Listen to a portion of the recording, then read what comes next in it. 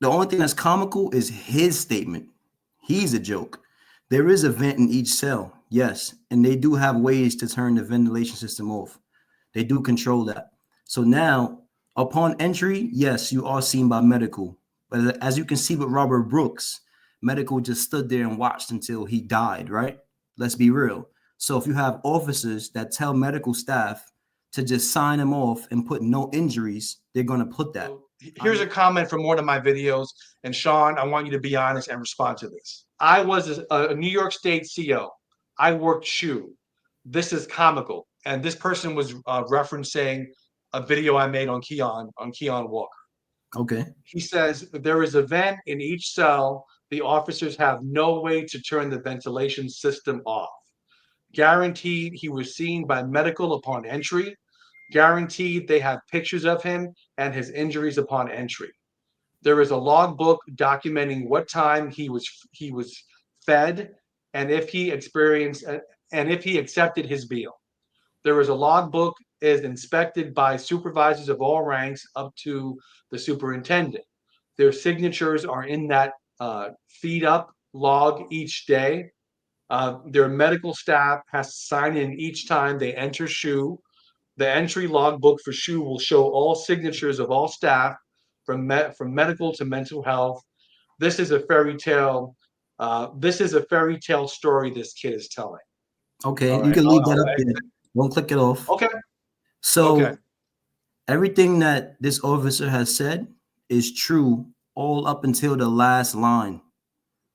This is a fairy tale story this kid is telling. All you have to do is scratch that last line out. So the only thing that's comical is his statement. He's a joke.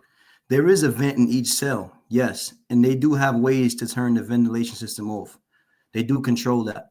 So now, upon entry, yes, you are seen by medical. But as you can see with Robert Brooks, medical just stood there and watched until he died, right? Let's be real. So if you have officers that tell medical staff to just sign him off and put no injuries, they're going to put that. I know because I've seen it in almost 11 different prisons. They have done that. That's the normal. And I'm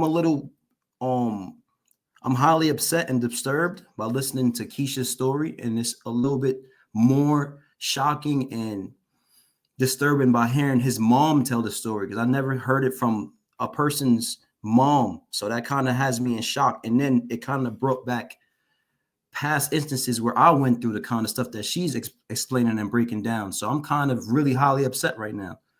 So I'm going to try my best to focus on this. But yeah, upon entry, you see the medical staff, and medical staff will say, oh, this guy's bleeding, this guy has a cut, this guy has bruises, and put on the paper, no injuries listed. And then they will tell you to sign off. They will actually force you to sign off. Or if you don't sign off, they'll beat you up and sign it anyways with like a slash or X, or they'll put refuse to sign. So now the pictures now, they will leave you in the SHU for approximately a week or 2 weeks until you heal, and then double back and take the photos of you. That's their way of getting around the injuries part. The logbook, yes, they have a logbook when they enter the SHU, which cells they stopped at, and when they exit the SHU. But that doesn't necessarily mean that they documented that he was seen. They could easily appear on camera, stopping at the cell to speak to him. That could mean anything. Just the same way they did to Robert Brooks, how there was no microphone. Yeah. There was no microphone, so you didn't know what the hell was being said. And most of the times it's racial epithets, or it's just them telling you, we're not going to help you. Your light was off. And they have control of your power. They shut your power off so you can't flick the light switch on. If they don't like you, if you have assault on staff, if you have a sexual charge, anything having to do with sexual conduct, if you have any kind of assault on staff or sexual conduct, or if they just don't like you for who you are, they won't help you. They will cut your power off and you won't have access to anything. And that's one of their main tactics that they use. I know because I lived through it for many years. So the stuff that he's saying doesn't make any sense, right? And medical staff is in on it too. They're in on it. So this is not a fairy tale story. This is actually a story that has been going on for years, probably even before I was born. They just got smarter. They adapted to the criminal justice system. They figured out ways how to get around the laws and rules and regulations and make it assume that proper care and custody is being delivered to these incarcerated individuals, which is not, which is horrible and very disturbing. And I'm highly upset that he would even try to spin this tale and word it in a way that's very disturbing. It's disturbing that he can go to sleep at night and lie. That's crazy. If you found value in this video, please like the video, comment below. Don't forget to share the video. And if you feel that I've earned it, please subscribe to the channel.